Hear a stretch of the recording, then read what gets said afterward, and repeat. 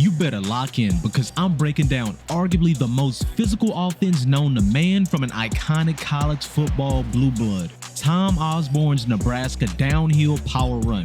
If you're all about pounding the rock and playing bully ball while mixing in just enough option to keep them guessing, this playbook is precisely what you need. This isn't your fancy RPO game sprinkled in with those cute little screens. This is the gold standard for running the ball to break your opponent's will.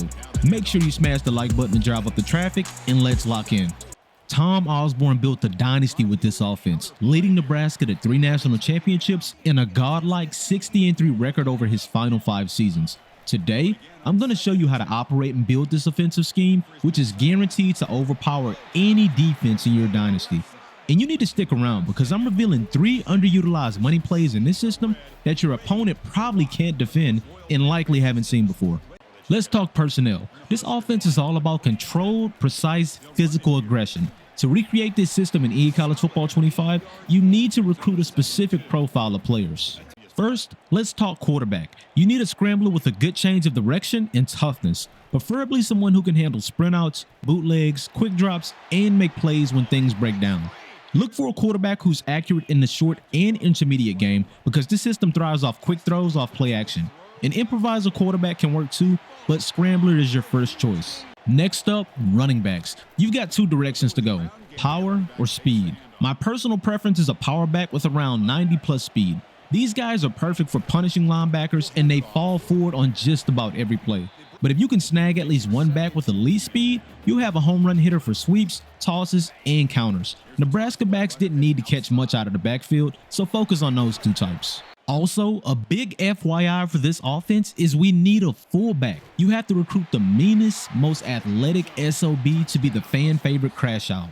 This can be done in 3 ways. First, you can search for a blocking fullback, a guy already built for the job. Second, you can get creative and find a stout blocking tight end to convert, which usually results in a star player.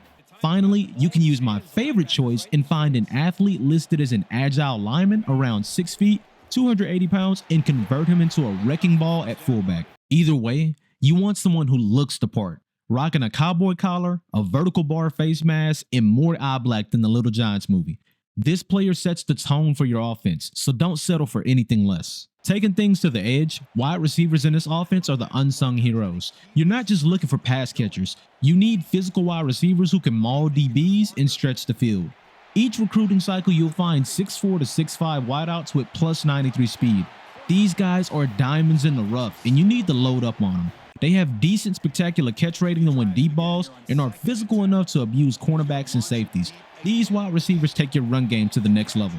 The tight ends in this system are practically hybrid linemen. Go for a block and archetype. You want someone who can take on linebackers, seal the edge, and hold their own in double teams.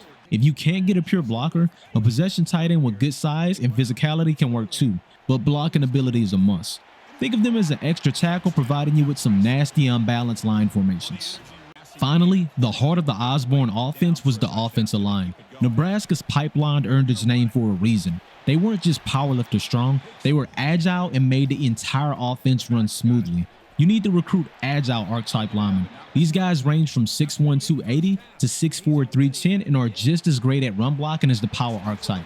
However, they also have the speed and agility to reach the second level and pull on sweeps and tosses. They pave lanes on inside runs while setting up pancake reach blocks on the outside. This is the foundation of your offense. Don't cut corners here. With this roster profile, you're not just building a team. You're building a well-oiled machine and each part is integral to its success. This lineup replicates the physical, precise aggression that made Osborne's Cornhusker teams a dynasty.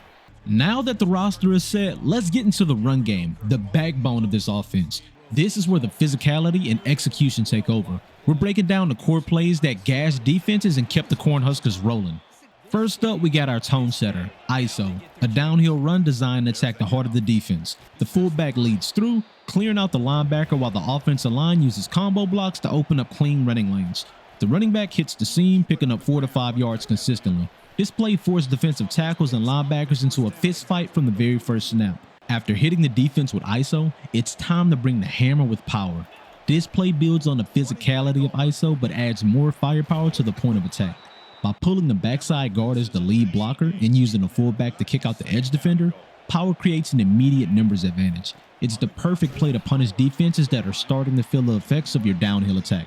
Now that the defense is folded over like a paper dollar, it's time to widen the attack with stretch. This play shifts the onslaught to the edges, forcing the defense to cover sideline to sideline. Stretch relies on lateral blocking to seal defenders inside while your running back sprints towards the sideline, reading the edge for a cutback lane or the chance to turn upfield. And here's where your fullback earns his stripes, getting to the edge and knocking the helmet off the first defender he sees. A change of pace when defenses start flying to the ball and overcommitting to the initial action, the counter becomes the perfect weapon to exploit their aggression.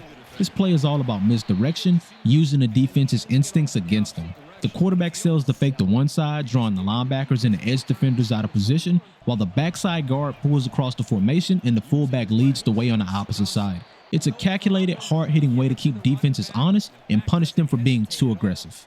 Last but not least, we add La Miel Partie, je ne sais pas comment, but it elevates this offense to another level.